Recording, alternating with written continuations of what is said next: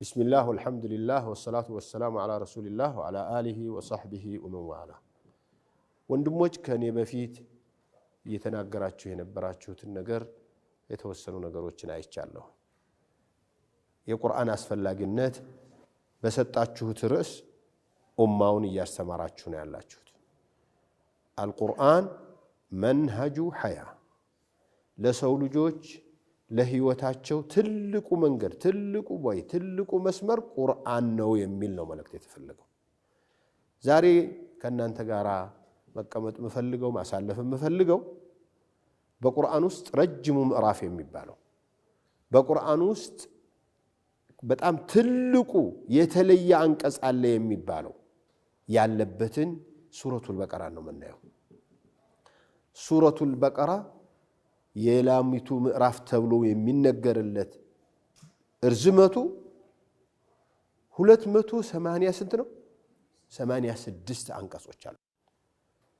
ይሄንን ምዕራፍ የሐፈዘውን ሰውዬ ነብዩ አለይሂ ሰላቱ ወሰለም የጦር መሪዎች በሚያስተጋጁበት ጊዜ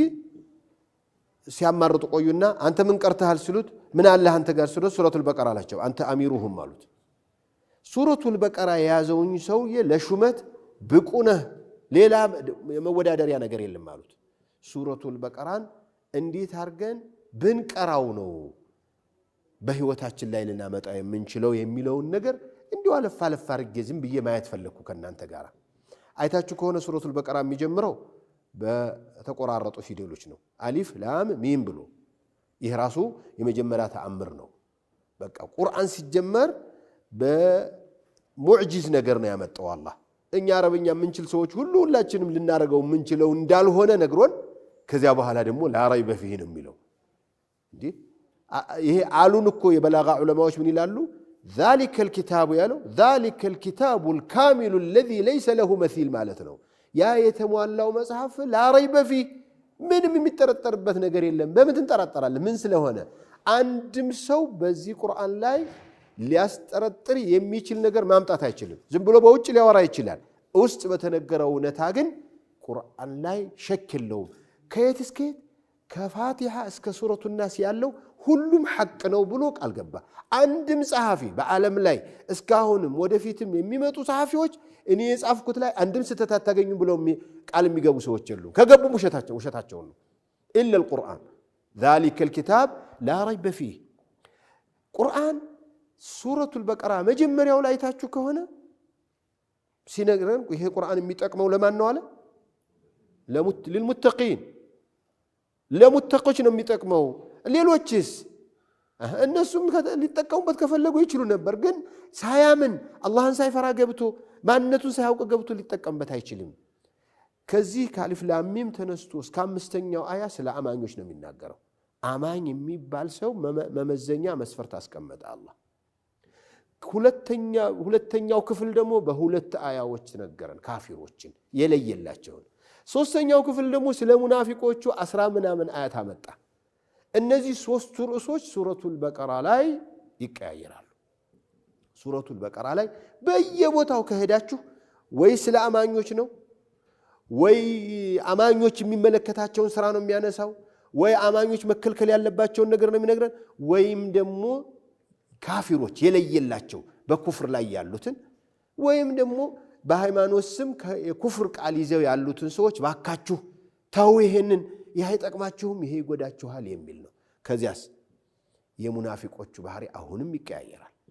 እዚህ ሱረቱል በቀራ ላይ አለፍ ብለን እንየው ካልነ ለምሳሌ ከ1 እስከ 5 ያለውን የአማኞቹ ነው አይታችኋል ሁለቱ ቀጥሎ ያለው ለካፊሮቹ ሁለቱ አያዎች አሉ ከዚያ በኋላ ሙናፊቆች ካፊሮቹ ላይ አንድ ነገር ላውሳ ቁርአን ለማ ያምኑ ሰዎች የማይጠቅም መሆኑን ሁደል ለልሙተቂን ላይ ከነገረን በኋላ እዚያ ካፊሮቹ አያ ላይ ደግሞ ያላመኑ ሰዎች ፍላጎት የሌላቸው ሰዎች የፈለገው ብትቀጠቅጣቸው አይሰሙም ይላል ምን ይላል እዚያ ሰዋኡን አለይሂም ምንም ብትላይ ሰሙህም እኮ ነው ላይ ሰማ የፈለገ ሰው ብትጠራው ወይ ይላል አውቆ የተደበቀ ሰው እኮ ብትጠራው ወይ አይልም ከዚህ በኋላ ያሉት የአይሁዶቹን ነው የሚያነሳው አይታችሁ ከሆነ ያ አዩሃ الناس اعبدوا ربكم وهدى للمتقين ሲመልሰን ነው ከዚያ በኋላ ያ በኒ እስራኤል ጀምሮ ደግሞ እስከ በኒ እስራኤሎች ቅሷ መጨረሻ ላይ ያ የካፊሮቹን አንዋዓቸውን ነው የሚነግረን። ኪታብ አለን ብለው ግን አላህን የሚያፈርሱ አላህን የሚክዱ ከእስላም ጋር የሚጋጩ ሰዎች እንዳሉ ነው። እንትና ላይ 12ኛው እንትና 21ኛ የሱረቱል በቀራ አንቀጽ ካያችሁት ያ አዩሃ الناس اعبدوا ربكم ብሎ ወደ መጀመሪያው አሊፍ ላም ሚም ላይ እንዳነሳ ሁደል للمتقين ጋር አገናኛቸው ይላል። እንትና 21ኛው ላይ እዚያው ላይ ደግሞ اعبدوا ربكم لعلكم تتقون ዒባዳ የተቋ እንስሩ መሆኑን ሰዎቹ አላህን እንፈራለን ብለው ዒባዳ ላይ የሆነችን ካለባቸው አለቀላቸው ማለት ነው። አልቻሉትም። ምክንያቱም ብዙ ሰዎች ሱረቱ እዚሁ ሱራ ላይ فمن يكفر بالطاغوت ብሎ ምን አለ አያችሁት? فمن يكفر بالطاغوت መጀመሪያ መጽዳት አለብህ አንተ ከሌላ አምልኮት። ለዚህ ነው እኮ ላ ኢላሃ ኢላላህ እኮ መጀመሪያ ምንድነው የሚያለው? ተኽሊያ ነው። ከዚያ ቀጥሎ ተሕሊያ ይመጣል። አለበለዚያ በአላህም አምናለሁ በአምላኮችም አምናለሁ ኢማን ይባላል ይሄ? ለዚህ ነው فمن يكفر بالطاغوت ويؤمن بالله فقد استمسك بالعروة الوثقى لا انفصام لها. على كل حال سورة البقرة عموما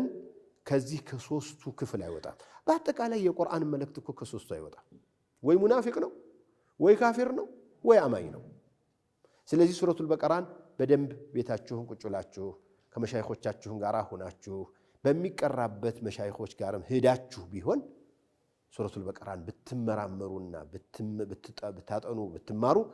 እርግጠኛ ነኝ የቁርአንን መልእክት ግማሹን ተረድታችኋል፣ የተወሰነውን ተረድታችኋል ማለት ይቻላል ማለት ነው።